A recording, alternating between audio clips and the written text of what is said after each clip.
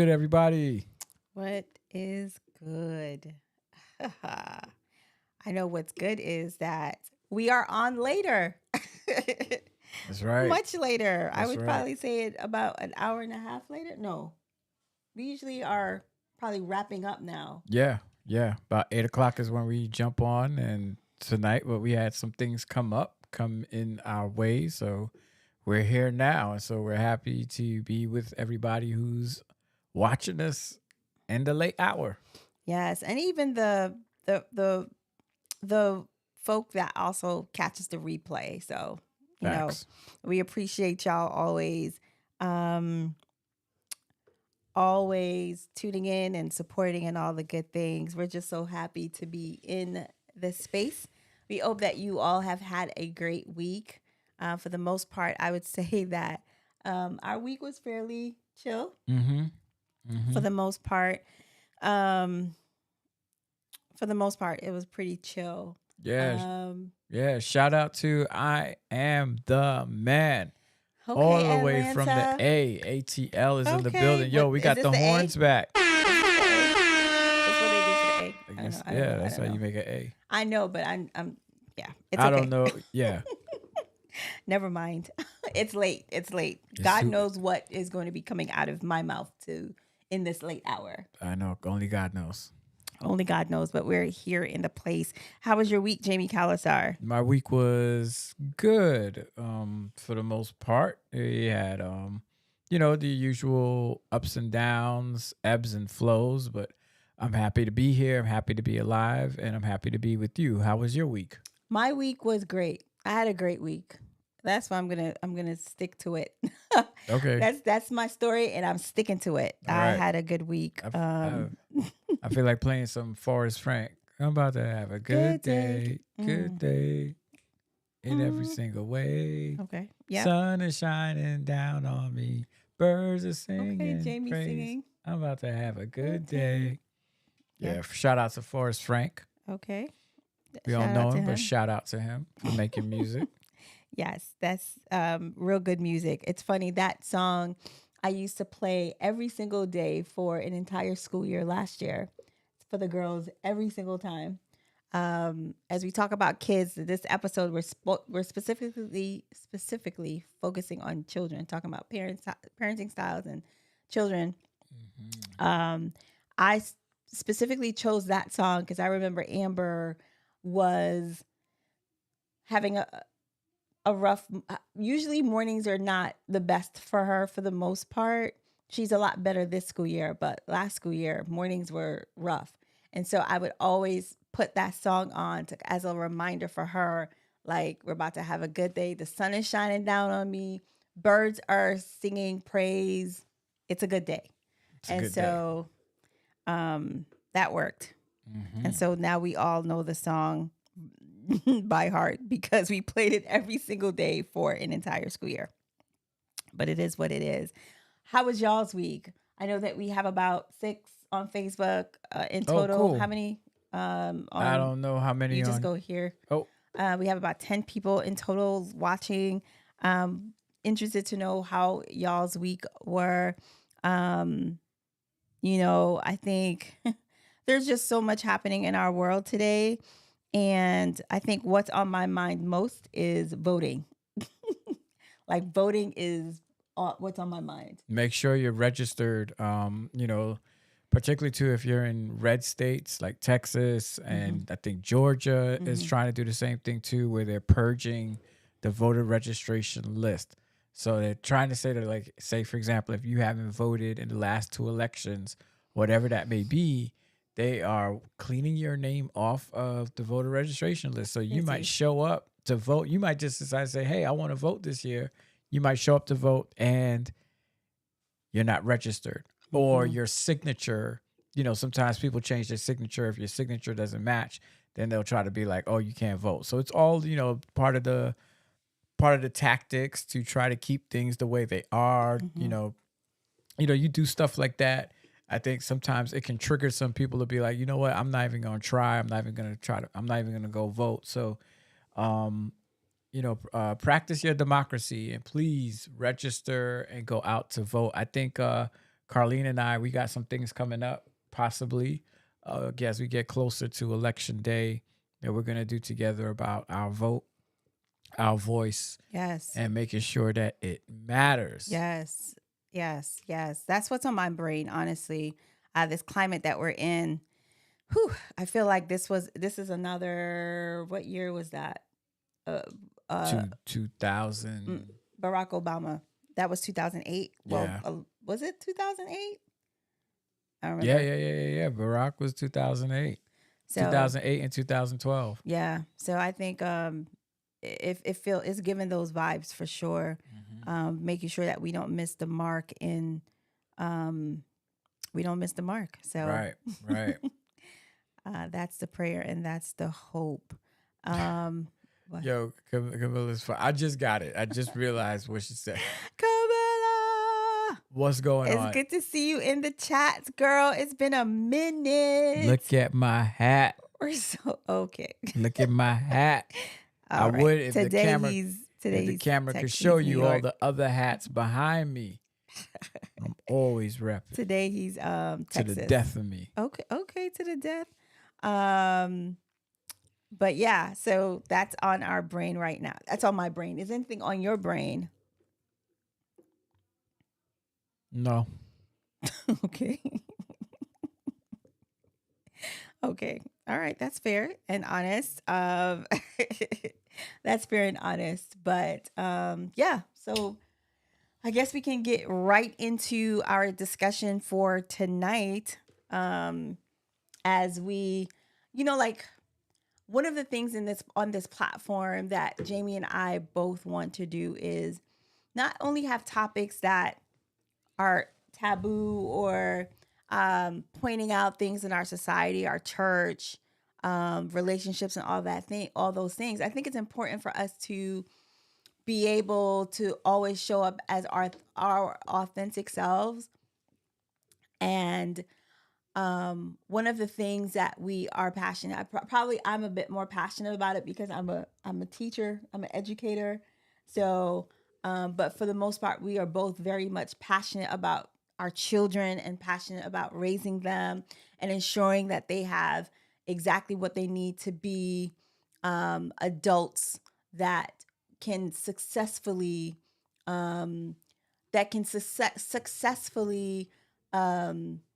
be able to be really great, not only citizens, but human beings that not only think about serving themselves, but they are able to or wanting to serve others. Like that is like at the pinnacle for us as parents.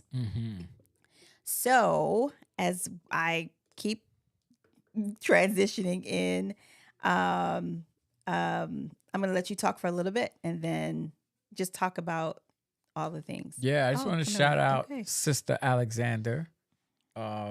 She says, look, she's building a tangible Black mom community. Yo, that is so cool. I think I remember you mentioning that a few moments ago, right?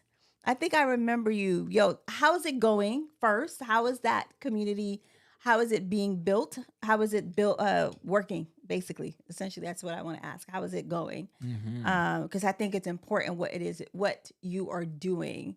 So we would love to hear what that looks like, how that's working out for you. And also how we can support, if any way.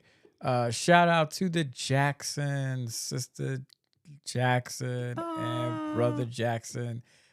Thank you. They appreciated my comments on the Pastor's Roundtable. Oh, that's so cool. So yes, I'm glad you all tuned into that. I had a good time chopping it up with those gentlemen, talking about the power of our vote. But tonight we're not doing that. We're gonna do that. We're gonna do that eventually. Yep. But tonight we are talking about the topic. Apparently, I'm a parent. I like that. I like what you did there. Like I that? wasn't a part of that process, so I like that. I like that a lot. Apparently, that was dope. I'm a parent. I feel like that was dope. So I guess we can start at from the basis of knowing that there are different parenting styles, and we can kind of go through those parenting styles and then see who are like which one you think you are, you believe you are, and then we'll go from there. All right. Okay. Cool with me. So really quickly, Camilla just responded. She said, we are 45 moms in ATL and a sister group in Orlando with about 25 that meet in person. And the online group is 13K. Oh, Can I be a part of the group? Am I okay? Am I? is this like a WhatsApp group, a Facebook group? Yeah, let me know, sis. Can I be a part of it, or share the love? Or I can't? Let me know. You probably can't be a part of it. You said I can. Can't. I can. That's the homie. Anyway, okay. So let me know if I can be a part of it, so I can be a part of it. Okay. Or tell me what I need to. Okay. All right. So here we go. So different parenting styles. So we first have I can't say the word. Authoritarian. We can't talk, y'all. We can't talk. Authoritarian. Authoritarian. There it is. Yeah, authoritarian. So an authoritarian is parents who make the rules and enforce them, rarely giving children input. They are not nurturing or lenient, and they don't consider a child's opinion. That's an authoritarian. We're not saying it right. Authoritarian. There it is. Authoritarian. Lord Jesus, have mercy, God. That word. I'm sorry for laughing, but anyway. Then we have the next parenting style. Permissive. Parents let their children do what they want, and they don't implement rules or structure. Okay. All right. Then we have neglectful. I mean, it says what it says. Also known as uninvolved parenting. Parents don't interact much with their children, and they don't give them rules or structure or affection. And then there is the lighthouse. Parents provide guidance and support while allowing children to navigate their own paths. They offer a stable presence and clear boundaries, and they encourage independence and exploration. Then we have affectionless. We have affectionless control. Essentially, this style combines a lack of warmth and caring with over control, such as parental criticism and intrusiveness. It has been linked to children's anxiety, low self-esteem, and suicidal behavior. Wow. Now, according to, I want to make sure I quote it. So I don't know where it's from. It says AI. But essentially, it says that it's common for parents to move between different styles depending on the situation and the mood. For example, a parent might use an authoritarian style when safety is at stake, but use a more permissive approach to encourage a teenager to call for help in a dangerous situation. So based off of this list, I'm interested to know, Jamie Kalasar, which parenting style do you feel you most attached to? So what you're going to do is allow me to say which one I am, and then you're going to probably disagree. No, it's information. Like, I want to know. Okay, well, I'm definitely... I know, but go for it. I'm definitely a lighthouse. You're a lighthouse. I'm a lighthouse. Consistently, you feel? Lighthouse, and I'd probably say a little bit of permissive. Okay. So you let your children do what they want, and you don't implement rules? No. So in what? Explain yourself. Well, I think that I do allow them the freedom to exercise, to do what they want to do. Mm-hmm. Yeah, sometimes I'll be like, you know what? Wear it. If you want to wear that, wear that. If you want to do that, if that's what you want to eat, then that's what you're going to eat. Mm-hmm. Just know that this is what's going to happen. You want to buy that, just know that these are the consequences. So I think I'm lighthouse permissive. Got it. Okay. Okay. Okay. Now, for me, I would say that I am... Wait, okay. Are you going to say you agree with me? Sorry. Yes, I would agree with the permissive. And I would agree with the lighthouse. And to Camilla's point, I feel like lighthouse is kind of like a gentle parenting approach.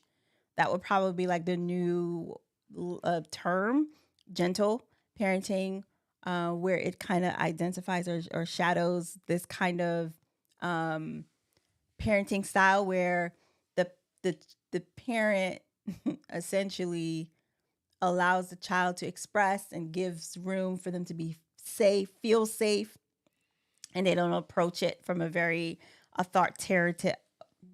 I thought, I thought, no, what? I'm gonna look up a synonym for I thought. Let's say Caribbean.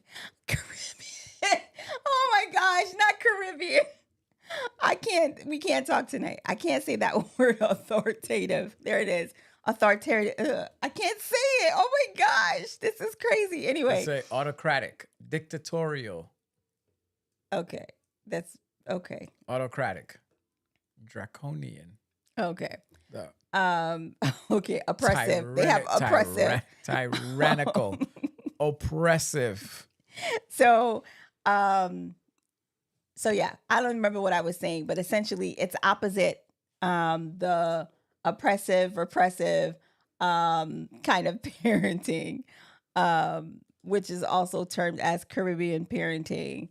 And so I agree with you in this. I think you're more the lighthousing, you are permissive, because you certainly don't allow the children, our kids, to do whatever they want. But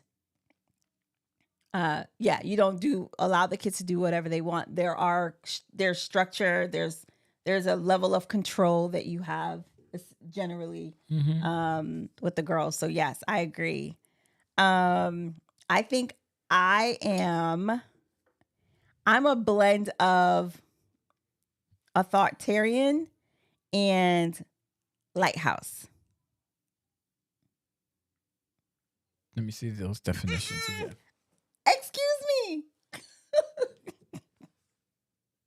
I agree. Why you say it like that? Almost as if I'm lying or something. No, I just have to make sure. Boy. I don't want to lead the people astray. Boy, if you don't stop. But anyway, so yes, I would say that there is a very I'm very specific. I'm very as you call me in that story that rigid. You always. I think I'm rigid. Yeah, I think you're rigid. I think you like regimen and you like lines to be straight. No.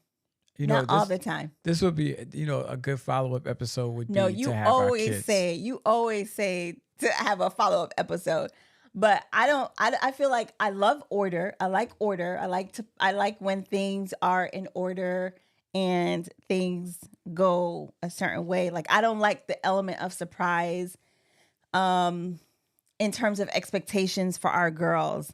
Like the expectation is that if I ask you to do something, that you do it, right?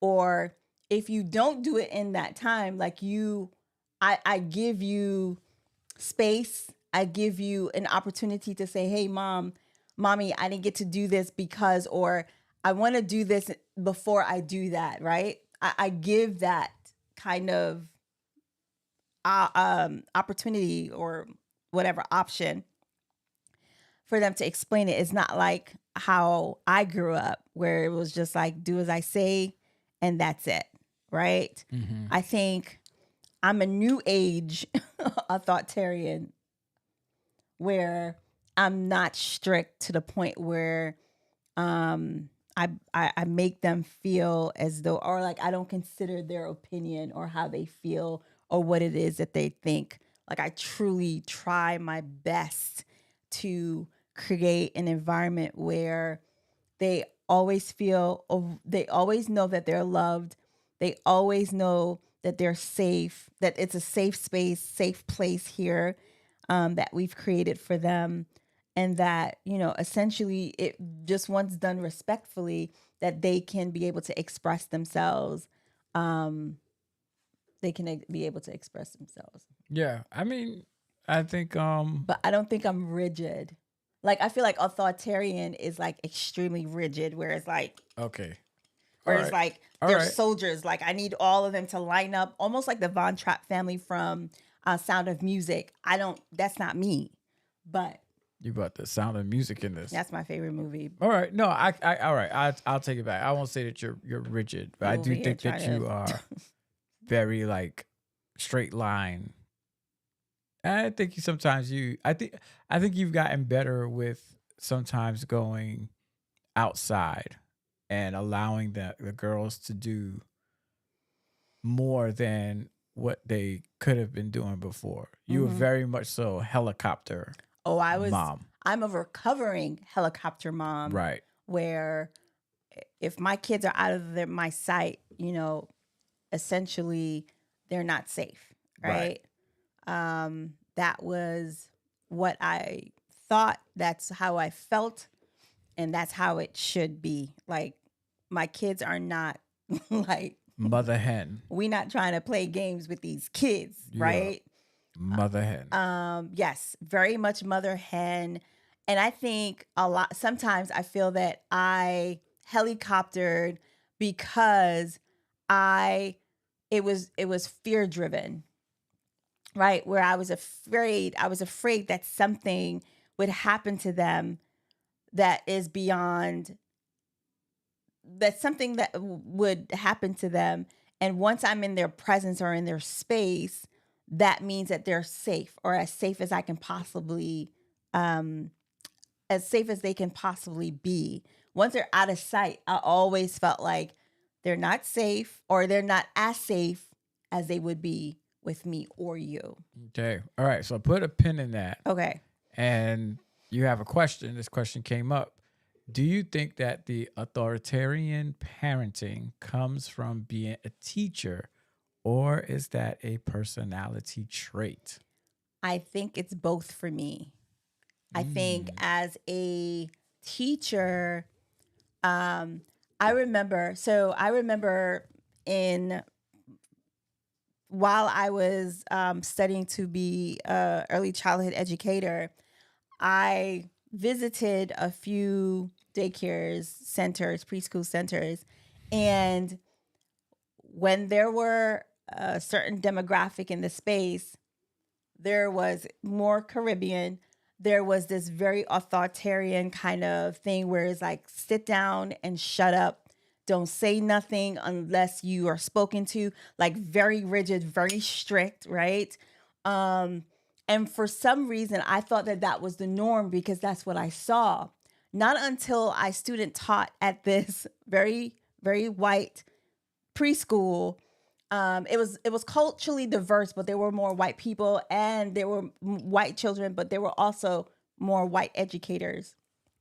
And when I saw how they would talk to the kids and how they approached the kids, and the kids were so responsive to them, I automatically fell in love with that kind of approach because I felt like sometimes when what I observed in those teachers is like it's like they have this very strong like lording over the kids, and I'm just like I could tell the fear in the children. I could tell that the kids were very tense because sometimes in those environments the kids are getting hit, right? Like they're probably getting slapped or smacked, and I'm just like, wait a minute. That's the norm in some cultures. And so it never sat well with me. So when I saw the different kind of approach that this school had, I was like, bet that's the approach I want to have for my students, and that's the approach that I adapted for from our girls. And so at first I thought that that was the norm, like that's how I'm supposed to respond to kids, or that's how I'm supposed to yell at them. And the more I yell at them is the more they listen. But what I've learned over the years in my experience as an educator, sometimes the gentleness does not work for some kids because they're not accustomed to it, and they're like, what, who who told you to speak so quietly to me? Like who told you to be so gentle with me, right? So yeah, that's my long Yeah. answer. Yeah, it's a good question. Cause cause I think for me sometimes I try to parent not the way that I was parented. So I try to, I think maybe perhaps the maybe my parenting style with the girls is a direct result of the type of parenting that I had. But Mm-hmm. there are some elements of how I was brought up that I Mm-hmm. would like to, or that I believe I am instilling in the girls. Mm-hmm. Right. So I think for me, I know you said that and it's interesting too, because she asked about your career as a teacher. And I wonder if my career as a pastor um affects the way I parent, and maybe like in how and what I interact with the girls and things like that. I've never Mm, actually thought about that. I don't think so. I don't think so. I think I that's my opinion. I don't Yeah. think that it does per se. I think for you it's more personality than it is your Profession. profession. For me, it's my profession merging with my personality. My personality is very like I love order. I love like things planned out, things laid out. I won't say I'm a type A personality. Would you say I am? I think you I I think you're type I feel A. like I have elements of type A in me, but I wouldn't consider myself to be like a type A where everything has to be in a line and whatever. But I definitely believe that parenting, parts of parenting comes from not only what you saw, what you witnessed as a child, but also your personality, right? Personality plays a huge role in parenting styles. So Camilla asked the question, she says, do you think that gets better as they get older? I know I have aspects of helicopter parenting for sure because I will crash out over mine, so I keep them close, girl. I am in no way, shape, or form against helicopter parenting, especially in this world that we live in. It is interesting though, like I would say that my mom, more so my mom than my dad, was a helicopter parent. But that was in the world that we lived in back then, because if you took how my mom raised me Mm-hmm. in particular Mm-hmm. and compared that to what helicopter parenting is today, Mm-hmm. people would be like, that is not helicopter parenting, because I was walking to school by myself. I was outside playing by myself. I That's was true. home by myself. That's true. I was taking a train by myself, Yep. on the bus by myself, going to the supermarket by myself. It's true.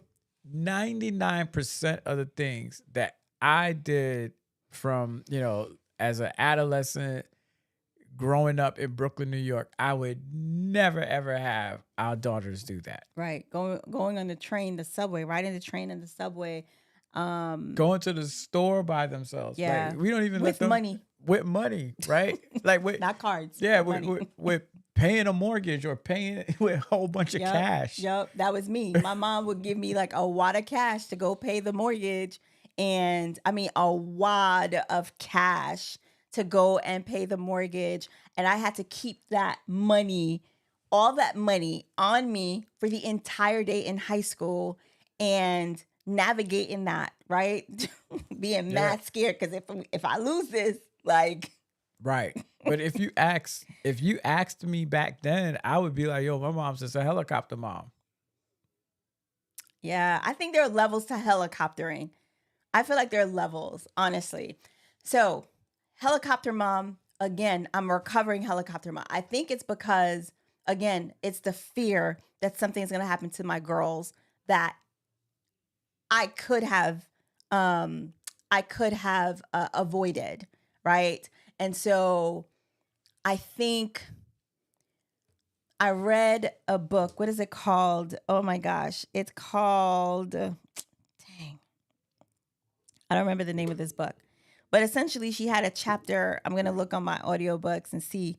But she had a chapter that talked about like how we live in a society where we overparent and, we kind of paint this picture like, we kind of paint the picture of this boogie man or like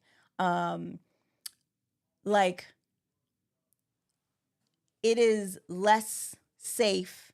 It was when we were growing up, it was less safe, and now it's a lot more crime or more whatever that's happening that's causing us. But honestly, we were fine when we did all those things. And I don't, essentially, she was just making the point. What is that woman's name? Essentially, she was making the point to say that, like, we need to stop overparenting and give our kids space and give them the opportunity to explore this world without us being on top of them, because we handicap them, because we kind of make it feel like, if this world is not safe unless my mom or my dad is there, and then it allows them to be, or to feel like they approach some kids. I'm not saying all kids, but they approach life afraid, right? Afraid of people. Like, okay, is this someone that I should be? Like, people, they lose that sense that we got, the senses that we were able to obtain when we were rough in the streets and riding our bikes to our neighbor's house, to our friend's house, or roller skating or whatever. I feel like that sense is not as heightened, or is not as practiced because of that. Yeah, yeah, I agree. And I agree too with Keisha when she's saying that the crime and the risks are different now. Mm-hmm. I think what else? What I think though. I think they may be different now, but I think that in the society we live in, everything is much more amplified. Like, news is immediate. Like, we get all kind Yeah. of news immediately. So I think the world was probably like, there was still kidnapping, there was Yeah. still rapes, there was still a whole bunch of people. I mean, people was getting shot in Yep. our neighborhoods and all of that stuff. But it wasn't like the information wasn't so accessible Mm-mm. unless you picked up a newspaper and you Exactly. were reading the little columns Exactly. or To looking know on the what's back of the happening milk in your carton. neighborhood. Right. But I feel like in our society, there's a fear-induced, like, I feel like the news is fear-induced, right? Where these narratives are created. And I'm not saying that, trust me, I'm a recovering helicopter mom. And I still have my moments where I'm just like, you know? But I do feel that there is a level of handicapping that we make our kids handicapped in some ways, where they don't trust their instincts, or they don't trust themselves, because they're trusting you to make the decision, or they're trusting you to help them navigate this space. And so I said, recovering person, right? So my brain has been completely blown away by this book that I'm reading. And I want to talk more about the book in another episode.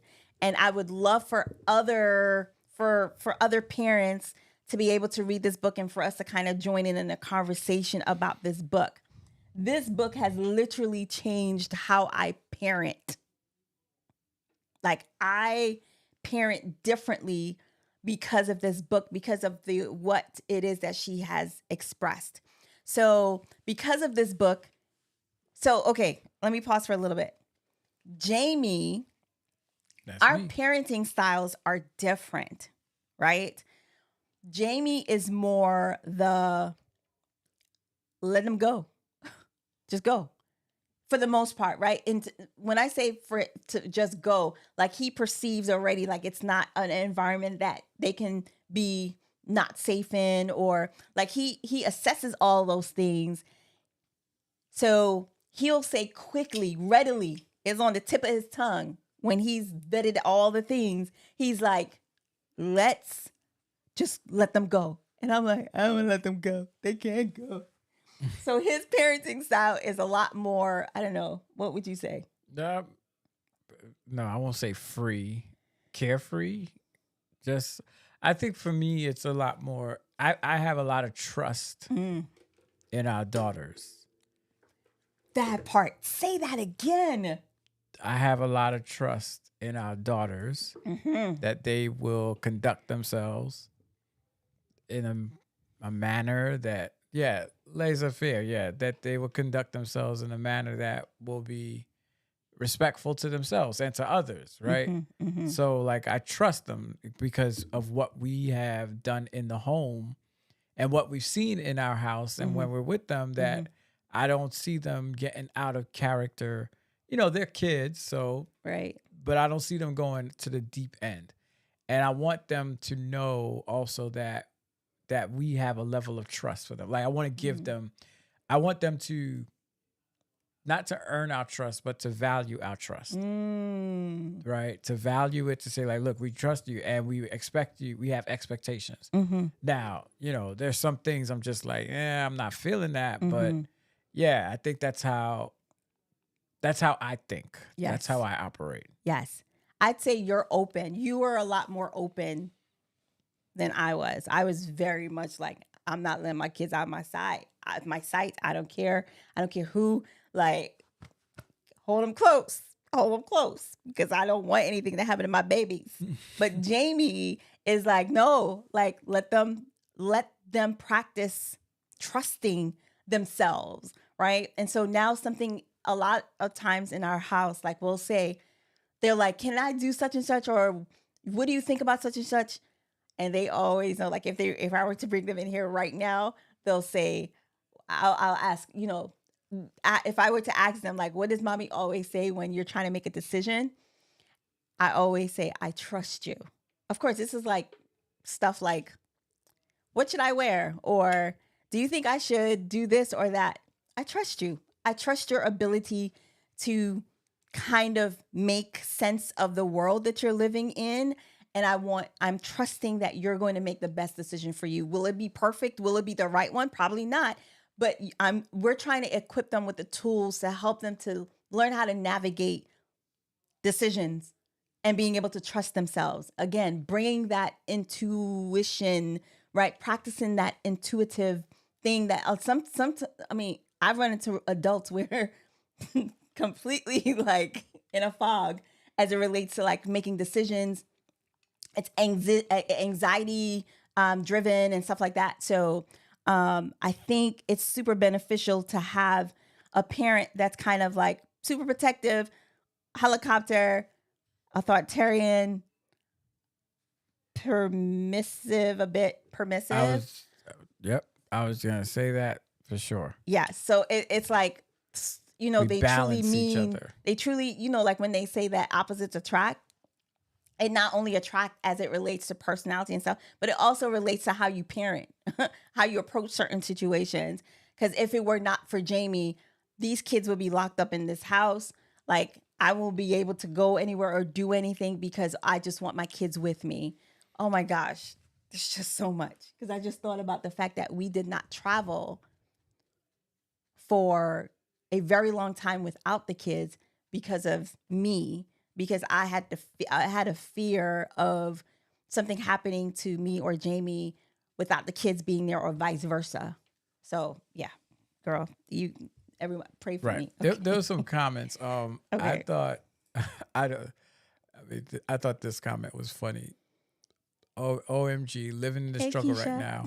Our county just brought in two international teachers to teach first grade in my very white neighborhood. One of the teachers is Jamaican and the other teacher is Filipino.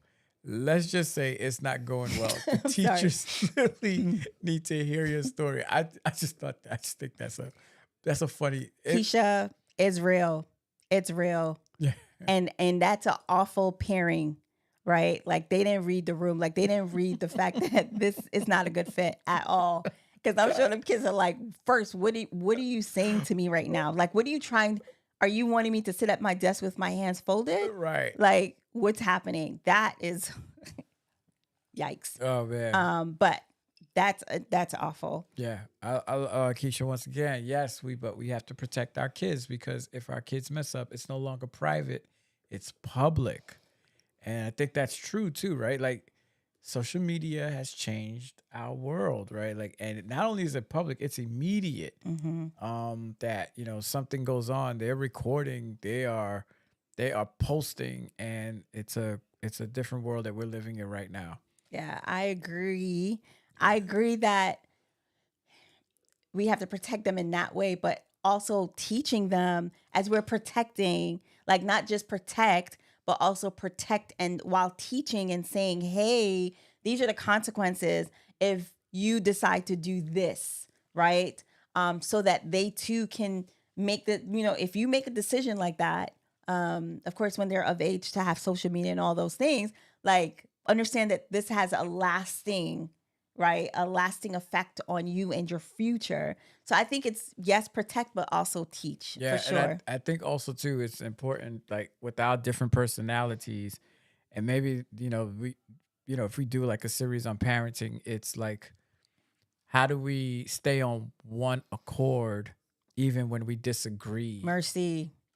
when one That's our parent next makes episode. a decision, That's our next episode. and you have to sit there quietly Yes. while you while you like I don't know. That or, is, or when do you jump in and advocate to be like, no, this the like that's I think that's something that we go through, right? Because of our different yes. parenting Yes. styles, Yes. and me being laissez-faire, and Carlene Yes. being a little bit more structured than I am. And also the game that the kids play, because they know which parent to go to. Oh, they know they daddy. They know whose phone to They touch. know their daddy, and they know that their daddy, if they plead long enough, that he's going to be like, all right, fine, sure. I'm more like, nope. um, Anderson, yeah, he's like, I'm not ready for the social media conversation. So Get ready, get ready, get ready. 14-year-old, because he said that his friends think the world is flat and we live in a dome. This kid goes to school.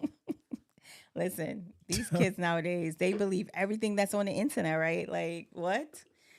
Whew. Yeah. But what I wanted to, okay, the book, I'm getting back to the book. Yes. So the book that my friend actually recommended, and this is the book essentially that allowed me to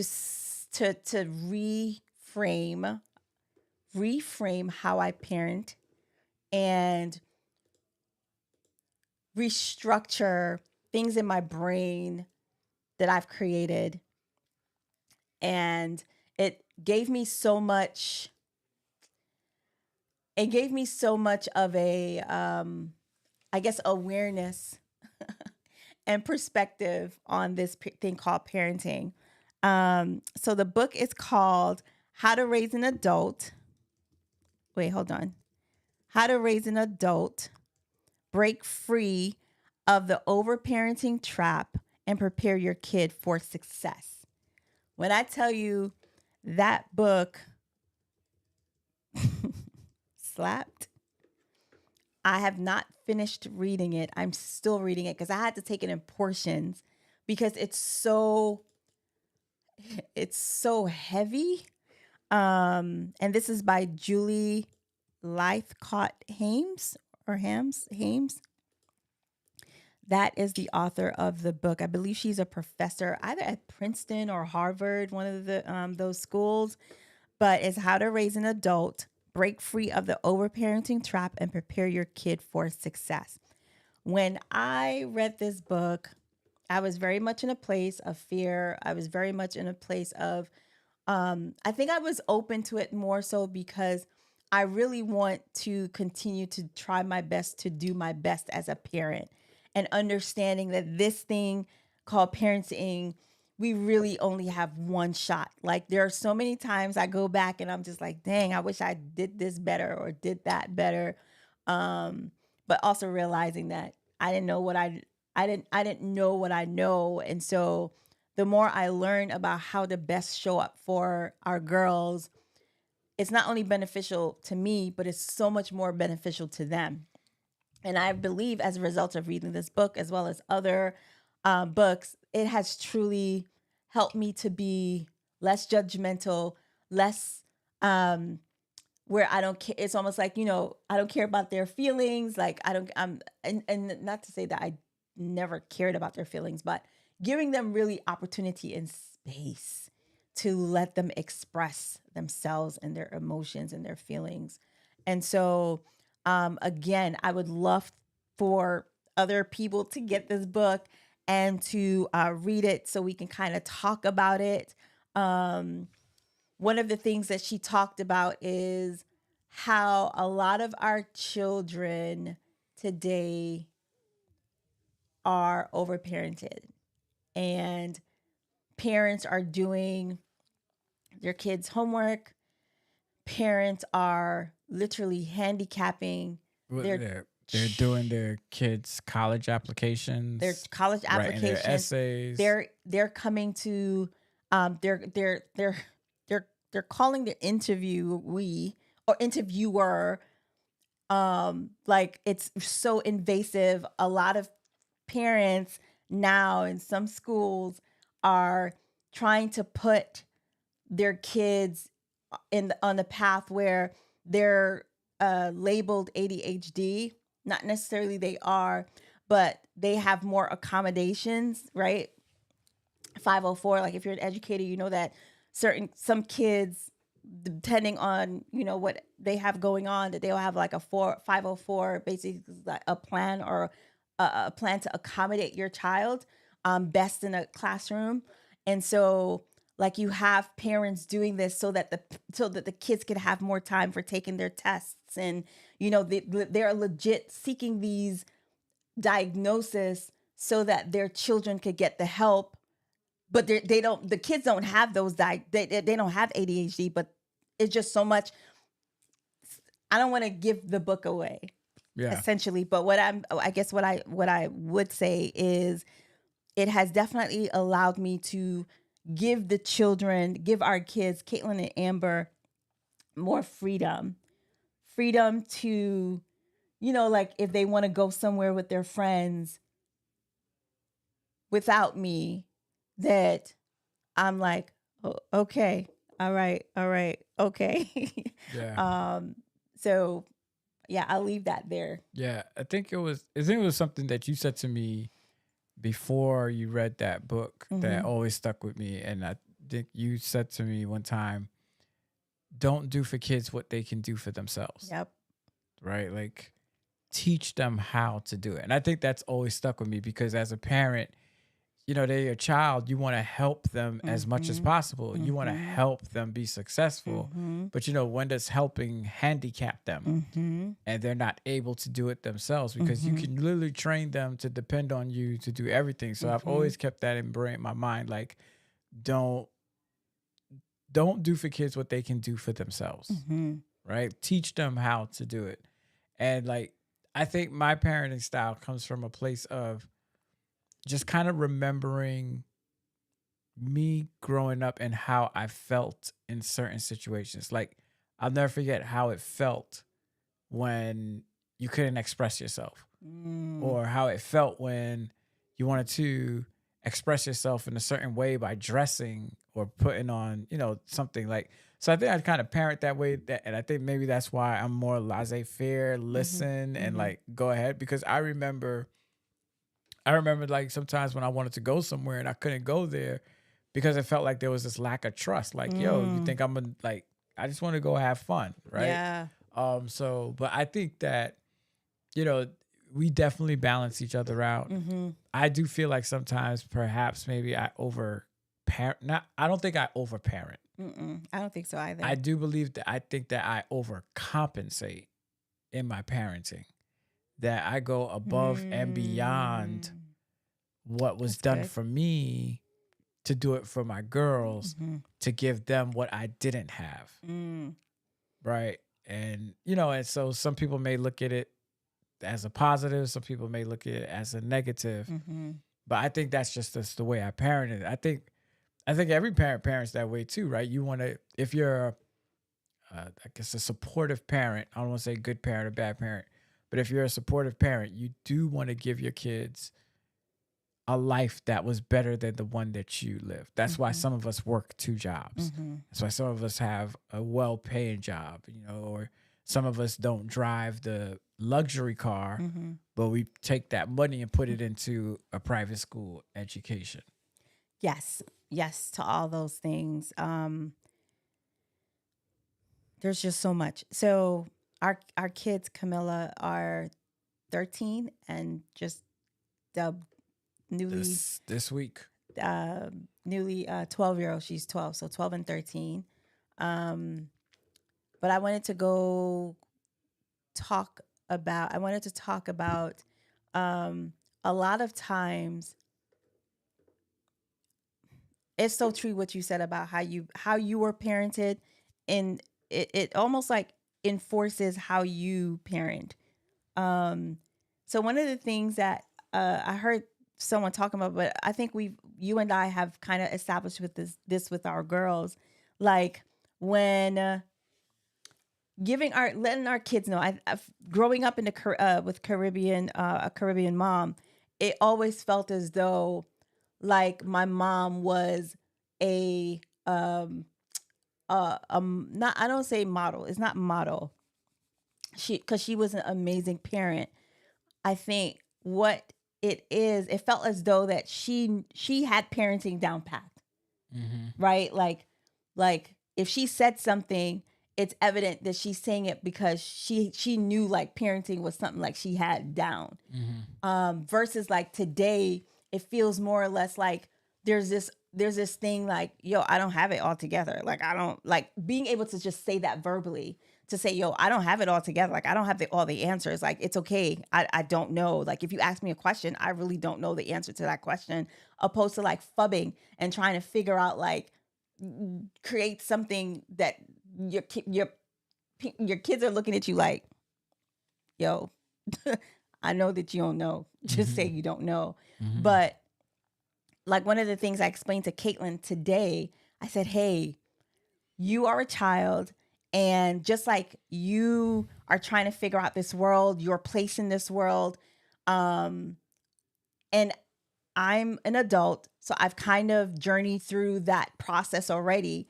And I won't say that I have this adult thing down packed per se, but I know I have experienced being a child, right? I said, but parenting, just like you're new to this thing in terms of being a child and being in this life, I said, it's the same thing for parenting for your dad and I. Like, we do not have this thing down packed. We definitely are learning, just as you're learning how to be a child, we're learning how to be parents, the best parent to you, and Amber. And so we're really navigating this space together. So that's why we apologize. That's why we say we're sorry when we mess up, or acknowledging that, because we want to show and model for you guys. Like we are not, we are the best parents for you and Amber. That's it. Like we are the best parents, but we are not, we don't always get it right. And so I think that acknowledgement and just that awareness for your kids, for them to know like, yo, they do not have it. Like we're learning together in this space. Like there is no like here and here. No, we're kind of like here trying to figure this thing out. And I think it's so important. And of course, I just wish sometimes more, there would be a little bit more of that when I was growing up, where it wasn't like you're the child, you're the child, I'm the parent, and this kind of like lording over you, where it's like my way or the highway. I know what's best, I know what's right. So if you have opinions, if you feel a certain way, if you think a certain way, if you want to express yourself in a way that's not as like boxed as they would want you to be, that it's okay. Yeah. Yeah, for sure. And I think we'll probably tackle this in one of the episodes, but you're talking about you're here and I'm here. There's that, I know in that Caribbean space, that's a form of like respect, right? Like don't talk back or don't even express yourself, because this is what I say, this is what I do. Very authoritative. Yes. Autocratic. Authoritarian. Right. Very autocratic, dictatorial type of parenting. Yeah. And I think as a result of that style of parenting, we have what we have today, which is called gentle parenting, and we have all these various things. So I know that as we continue the series, I'm sure we're gonna probably dive more into that and have more deeper discussion about Mm-hmm. parenting. Ingrid says, growing up, my mom did her best, but couldn't support me in the same ways I can support my daughters. Great point. This forced me to become independent at a very young age. As a mom, I try to intentionally pull back to force my daughters to practice the skills I was forced to learn at their age. Listen, you said a whole word. And I think as an educator, I can tell you for a fact, parents, there are some parents who are not okay with their kids struggling. Like, if they see their kids struggling to do something, they're like, let me run to my child's aid. And I'm just like, no. Let them sit in the struggle. Let them sit in there and try to figure it out. Because I guarantee on the other side of the struggle is strength. It's them being a whole lot more confident in knowing that they have the ability to do it on their own without your help. And so I always encourage my parents, like, yo, let them sit there and struggle. And yes, it's hard. Like, you want to touch or you want to answer the questions for them. Or like if somebody's talking to them, you kind of want to. Or, or even when our girls are like, I'm bored. All right. You bored. Like, I'm not going to go out my way to create, entertain, or slap a device in front of your face, So I know we can spend all night, but I don't want to because I like giving 1 hour and then we come back again. So I agree. We are going Jamie to Calasar. do a part 2 to this. We're gonna have a whole series on this because we got a lot to share about parenting. Yes, we do. Yes, we do. I think it's one of my favorite subjects, honestly. Not because I have it all together. Let's get that straight. Just like we tell our girls, I do not have it all together at all. But I think it just works. I'm just doing, for me, I'm just doing what I know works well for my girls. And I encourage, all of us as parents to truly focus in on what works for your child, for your family dynamics, with parenting styles that are opposite, sometimes polar opposites, and try to make it work for the best of the child, for the success of your child. And so just want to make sure that nobody's like, oh, she's some what's the word? Guru sensei of parenting. I think my approach is just from, of course, being an educator, but also knowing my girls and knowing what works well for our family dynamics. Crystal, hey girl. She says, I saw a quote. It says, let's raise holistic children who won't need therapy later to recover from your parenting. Mm-hmm. And if I'm being honest, I feel like there is going to be a level of trauma or situations where kids are going to need therapy flat out with you trying your best. However, I do feel like if we can try to reduce that, reduce the number of traumas, reduce the number of things that we can avoid with us first as parenting doing the work. And that's something that I want to talk about, us to talk about the next episode. When you do the work, not only do you benefit, but your children benefit. So it's just so important for us not to just be like haphazardly saying, yeah, whatever, let the kids do whatever. No, you do the work. You work out your stuff. Even here, you work this thing out for the betterment of the kids. Mm-hmm. I love this, Keisha. There's a difference between giving them the tools versus giving them the answer. Facts, Keisha. Facts. On facts. You spoke a whole word there too. That's right. Oh, this is so good. Mm-hmm. How you feeling? I feel good. I feel good too. I feel really good. Please join us. I want to say next week, but yeah, the week after next week, we'll be back. The 20. I can't tell you the date. The 20 4th or something like that. 27th. Just pay attention. Follow us, like us on YouTube, subscribe. You'll get an update on when we'll be back. Yeah, so we can, not next week, y'all, but maybe there will probably be like a pre-recorded something, but nothing long like today. But definitely on the last Friday, we're gonna come back. For those of you, again, that book, if you can get it. I know Camilla, you asked when we can talk about it. Maybe we can talk about it at the end of this series. Probably, I would say at the end of October. At the end of October, for you to kind of like read the book and kind of go through it to see how we can talk about it. Like, I just want to talk about the book because it's so good. So yeah, we can do that. We could definitely do that. All right. So thank you guys so much for joining us on this episode of what's the name of the episode? Apparently, I'm a parent. Apparently, I'm a parent, part 1. Can't wait to talk to you all about part 2. Yep. So this is Carlene. This is Jamie. Peace. Peace. 3, 2, 1.